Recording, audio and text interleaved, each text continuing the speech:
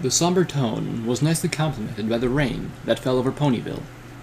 Dozens of mares, stallions, fillies, and colts had shown up to pay their respects to two ponies. Two mares who had touched more ponies than many would ever meet. Every pony wore black and held their heads low. By some act of higher divinity, Princess Luna, instructed to remain and watch over Canterlot, could not help but feel superstitious about her sister's actions. Unfortunately, when the Midnight Alacorn finally decided to investigate, tracking her sister, she was too late. The damage was done. But a proper funeral could be held. Luna gave the families of the departed the option to have their cenotaphs placed in Canterlot, honoring the two mares as bearers of an element of harmony. Both parties declined, preferring the proximity and familiarity of Ponyville.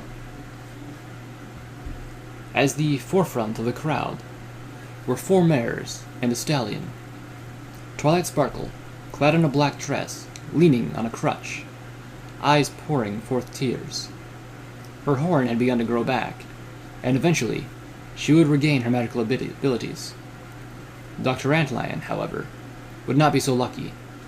Around his head rested a bandage, and would not be fit for removal for some time. Rainbow Dash stood next to the Lavender Unicorn. Several times since she had returned, the grief-stricken Pegasus had been confused for an earth pony, cutting her wounds even deeper.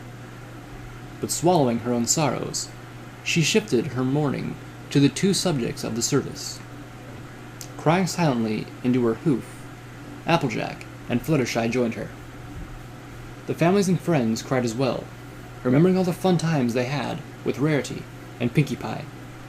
The White Unicorn's parents unsuccessfully tried to cope with the prospect that they outlived their beloved child.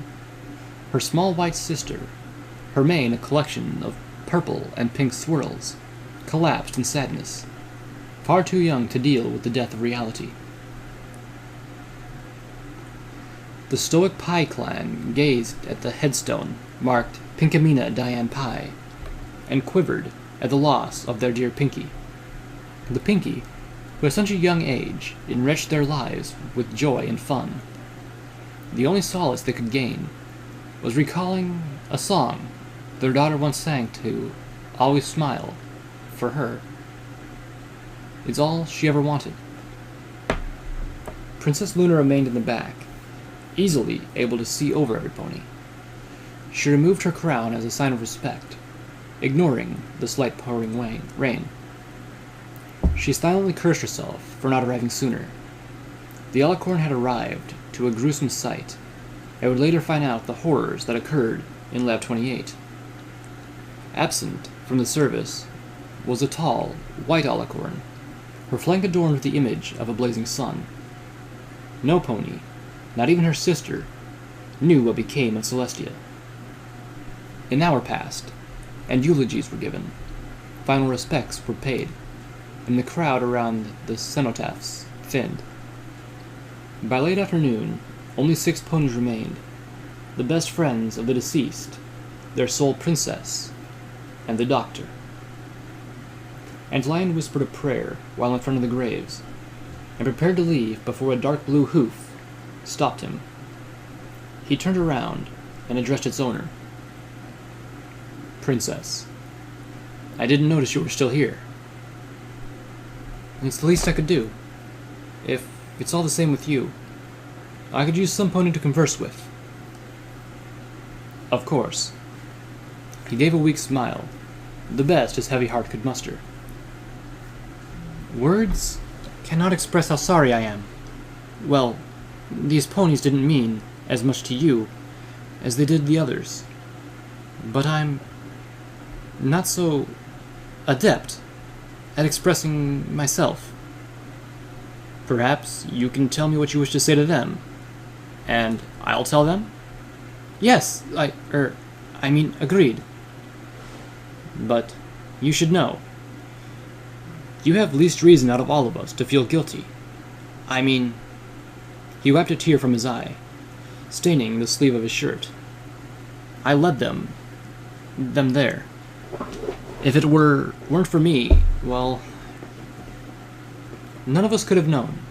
As princess, I accept sole responsibility and will take steps to make sure things are right. Or rather, as right as they can be. What sort of steps? Even now, an investigation is being conducted. There is surely an abundance of evidence to peel back, whether other activities Lab 28 was pursuing. The, biological evidence is being examined by coroners.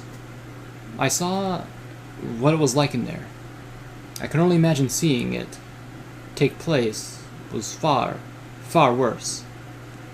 Princess Luna said, empathy radiating from her visage. None of us, I fear, will ever truly recover. I myself have therapy sessions scheduled for the next 6 months. Antlion chuckled, trying to sprinkle a bit of humor on the dreary subject. I can never give any of you proper condolences. It's not necessary. What will become of all those who were involved? Chairpony Vixen has been arrested and will stand trial several days from now. The Royal Scientific Society will require immense restructuring, if not outright disbanding. As for Celestia, she remains at large. She's covered her trail very well. I hope she returns someday. Luna began to digress, thinking about her sister, wondering what made her be the center point of this entire incident. Galacorn snapped back to reality. Celestia's administration has become discredited. I was able to save myself from being ostracized by fervently denying that I had any involvement. And how will you restore legitimacy to Canterlot? Luna gave a sly smile, as if she had been waiting for such a question. I've had a few reforms in mind. Something called liberalism. Interesting. By the way, Doctor, where will you go now? Antlion paused. He hadn't thought much about that. I'm not sure. Felicity is going to get a lot of attention for this. Not something that would suit my lifestyle. The thought being that the Changelings were extinct. The last 8 years of my life have been rendered moot. I read your thesis. There's an opening at Canterlot University for a biology professor there, I hear. Antlion laughed softly at the idea. Teaching. Maybe. Well, I must be going. I have business to take care of. Doctor, before I depart, could you tell the 4 ponies over there that... Here. She gave him a small piece of paper with a message transcribed on it. Don't read it, please. But do give it to them. Yes, Your Highness. He bowed his head.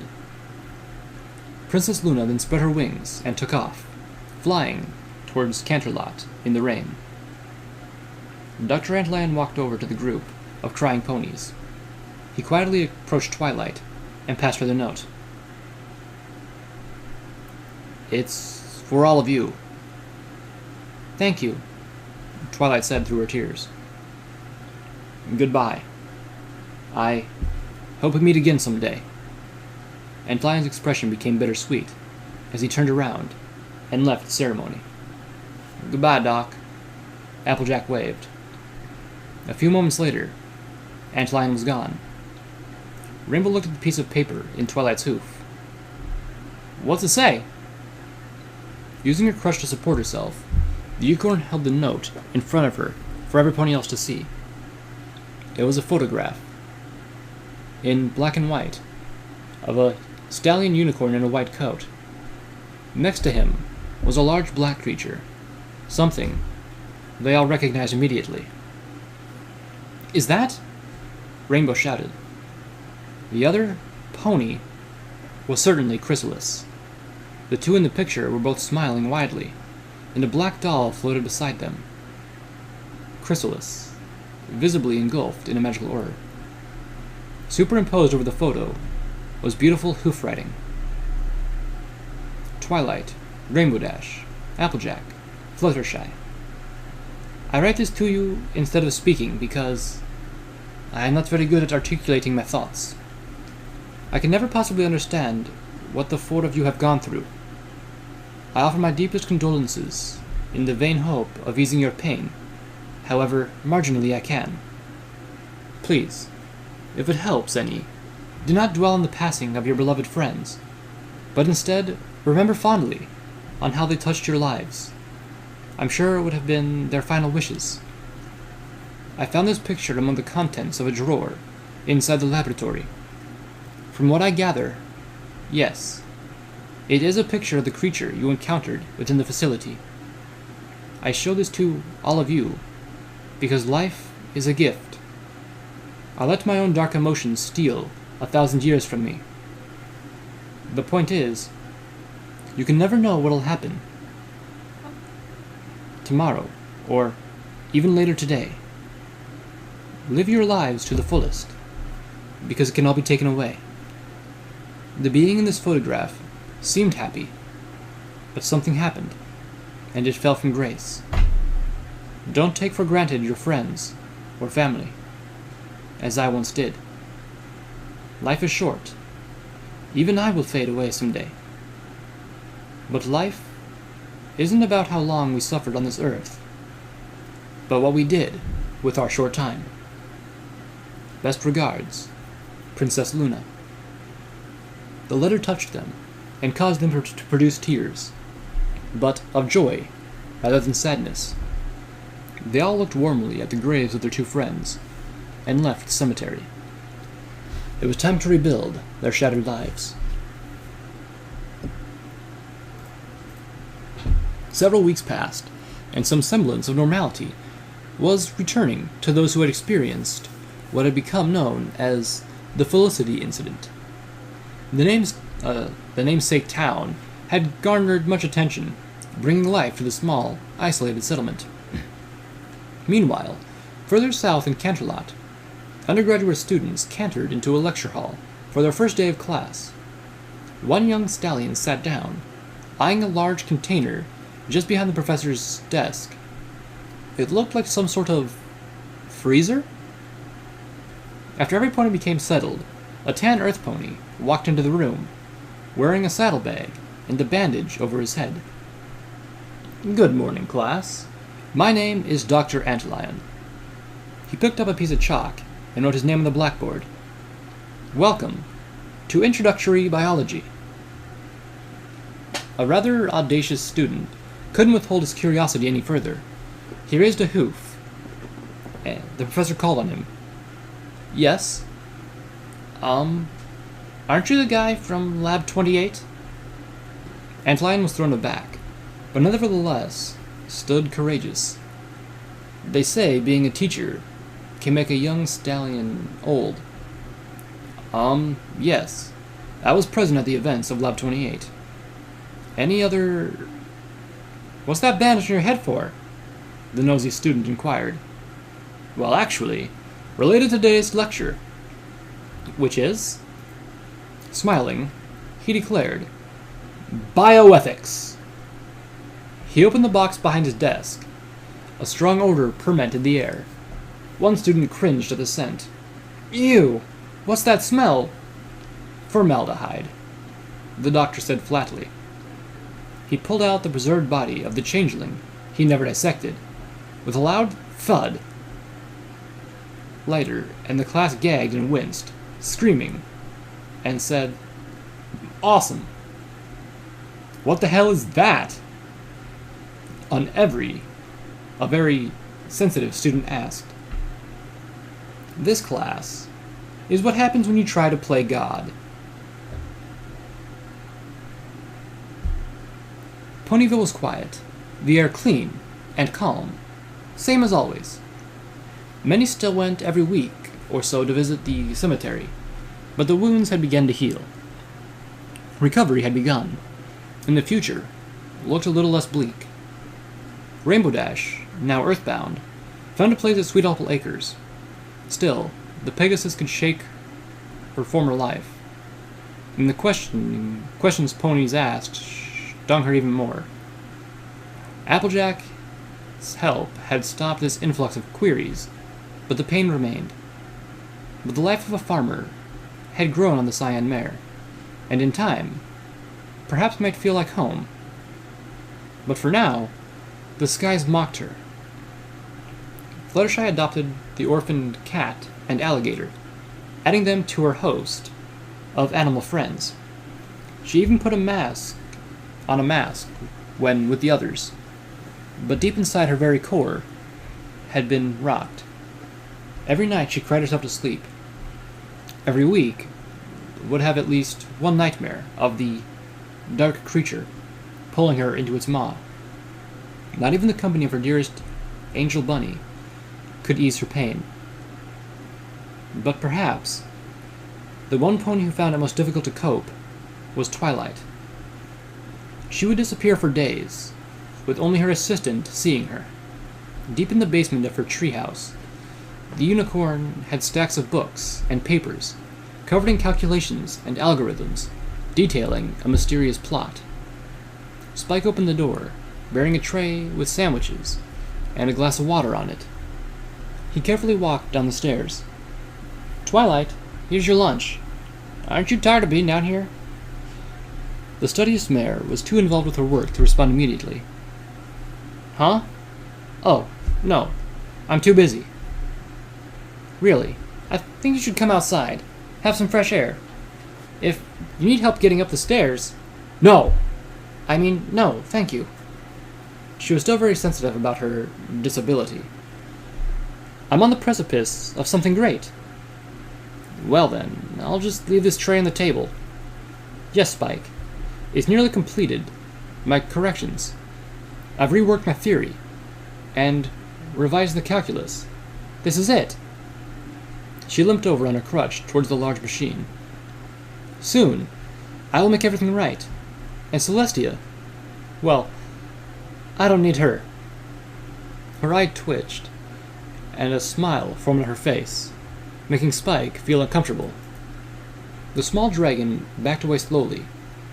He didn't know much about what happened, really only that she lost a leg, and that Twilight was slipping into a state of madness, the likes of which he had never known. He walked up the stairs, thoroughly creeped out. "Well, I'm gonna go out for a bit. Maybe, stay over somewhere for the night." "Uh-huh."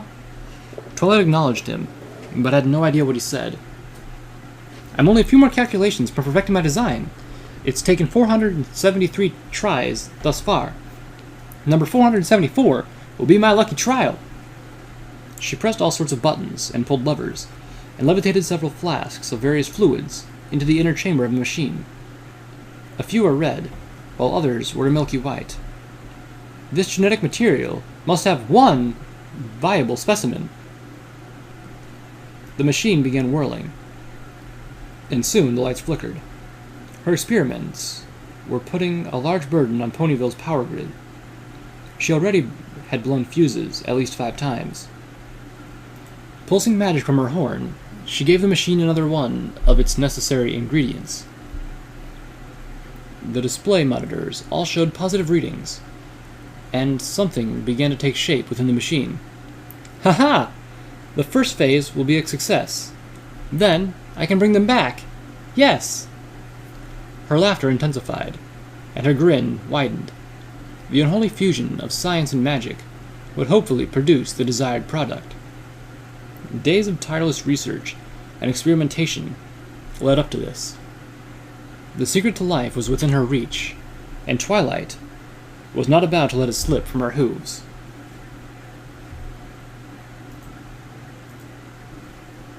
Midnight, and the moon sat directly overhead. Princess Luna wandered alone through the castle gardens. Every night she sat and gazed at the stars. While now she had to rule during the daytime, the night was still her element, and she often stayed up far past her bedtime. She lamented her sister, and worried where she might be, but above all else, she wondered what and why her sister had condoned such terrible things. Walking to the royal cemetery, head hung low, she came to a small stone, a very inconspicuous block of granite. It was so small and uninteresting, one would have to know what it was to find any reason to look at it. But Princess Luna knew what it was. Engraved in small letters on the stone was the name Eos. It said nothing else, and several gardeners never really cared enough to ask about it. Luna, though, looked straight at it and sighed.